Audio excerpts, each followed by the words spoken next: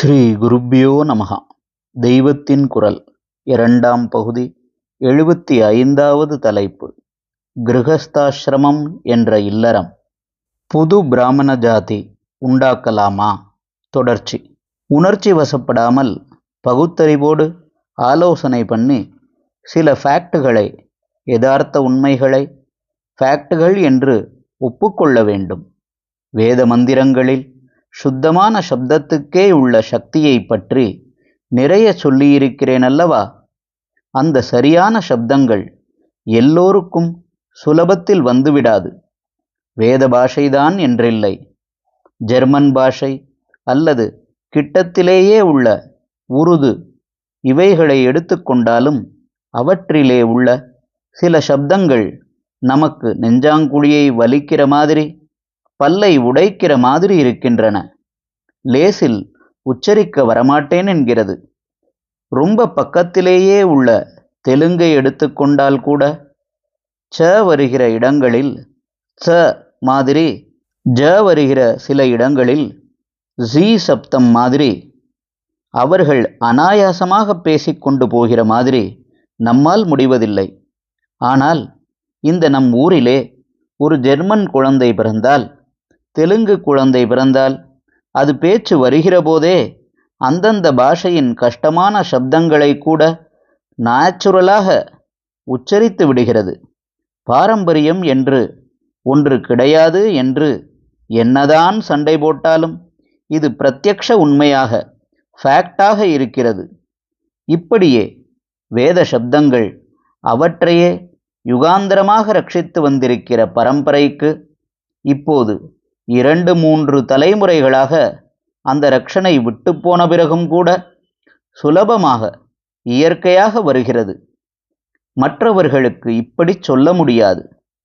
மந்திரங்களில் உச்சாரணம் தப்பினால் பலனே போய்விடுகிறது என்பதை பார்க்கிறபோது இவர்கள் எத்தனை நல்ல எண்ணத்தில் அத்தியனாதிகளை பண்ணினாலும் பலனில்லை என்றுதானே ஆகும்.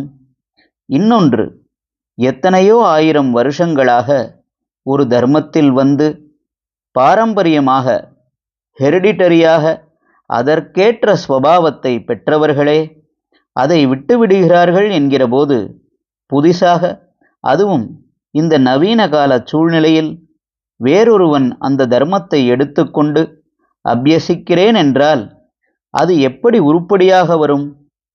உத்தேசம் நல்லதாக இருந்தாலும் கூட மனுஷ்ய மனஸ் பண்ணுகிற திரிசமனில் இதெல்லாம் வெறும் சேலஞ்சாகவும் சண்டையாகவும் தான் முடியும். ஆனதால் யோசித்து பார்க்கிற போது இப்போது தேசத்தில் 2 வித விபரீதம் இருக்கிறதே. வேத கர்மானுஷ்டானமே வேண்டாம் என்று பிராமணன் விட்டுவிட்டு இருப்பது ஒரு விபரீதம். மற்றவர்களும் வேத கர்மானுஷ்டானங்களை எடுத்துக்கொள்ளலாம் என்பது இன்னொரு விபரீதம். இப்படி 2 இருப்பதில் எது எதைவிட பெரிய தப்பு என்று சொல்லத் தெரியவில்லை. செய்ய வேண்டியவன் அதை செய்யாவிட்டால் தப்பு, செய்யக்கூடாதவன் அதை செய்தாலோ அதைவிட தப்பு என்றுதான் பகவான் கீதையில் ஜட்ஜ்மெண்ட் கொடுத்திருக்கிறார். ஸ்வதர்மே நிதனம் ஸ்ரேயஹ பரதர்மோ பயாவஹ. தனக்கான கர்மாவை பண்ணுவதால் சாவு ஏற்பட்டாலும் அதுவே ஸ்ரேயஸ். இன்னொருத்தனின் தர்மத்தை மேற்கொண்டால் அது பெரிய பயத்தை தருவது என்கிறார். சாவு எப்படியும் வருவதால் ஸ்வதர்ம நிஷ்டனாக செத்துப்போனால் மறுபடி பிறக்க வேண்டாம், பகவானிடமே போய்விடலாம். அதுதான் பெரிய ஸ்ரேயஸ். இன்னொருவனின் தர்மத்தால் பயம் என்றால் என்ன? அது நரகத்தில் தள்ளிவிடும் என்றுதான் அர்த்தம். பெரிய பயம் அதுதான். நரகம் என்று ஒன்று இருப்பதாக நம்பாவிட்டாலும் இந்த ஜென்மாவிலோ அடுத்த ஜென்மாவிலோ நரகத்துக்கு சமமான கஷ்டத்தை அனுபவிக்கும்படியாகும் என்று வைத்து கொள்ளலாம். அது தவிர இன்னொரு தர்மத்தை பண்ணும் போதே அதை நாம் பண்ணுவதால் பாபம் சம்பவிக்குமோ என்று உள்ளுக்குள்ளே ஒரு பயம் அரித்து கொண்டுதான் இருக்கும். ஏனென்றால் இவன் வேத சாஸ்திரங்களை நம்பாத நாஸ்திகன் அல்ல. அப்படியிருந்தால் பிராமணனுடைய வைதிக காரியங்களை இவன் எடுத்து கொண்டிருக்க மாட்டானே.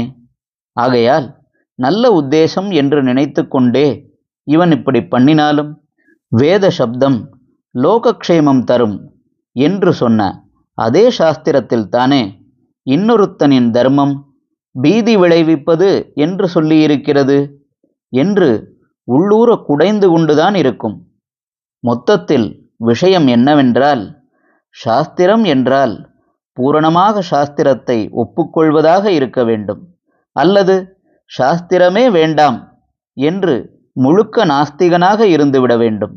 அப்படி இல்லாமல் தம்முடைய புத்திசாலித்தனத்தை காட்டி சாஸ்திரத்தை நம் இஷ்டப்படி வளைத்து சிலதை எடுத்துக்கொள்வது, சிலதை விடுவது, சிலதை மாற்றுவது என்றால் அது நாஸ்திகத்தை விட பாபகரமானது. வேதமாதா நம் இஷ்டப்படி இழுத்த இழுப்புக்கு வரவேண்டும் என்று நினைப்பது பெரிய தோஷம். இப்படி நினைத்து கொண்டே வேத அத்தியனம் பண்ணுகிறேன் என்றால் அது பரிகாசமான காரியம்தான். ஹரஹர சங்கர, ஜெய ஜெய சங்கர. தெய்வத்தின் குரல் மேலும் ஒலிக்கும்.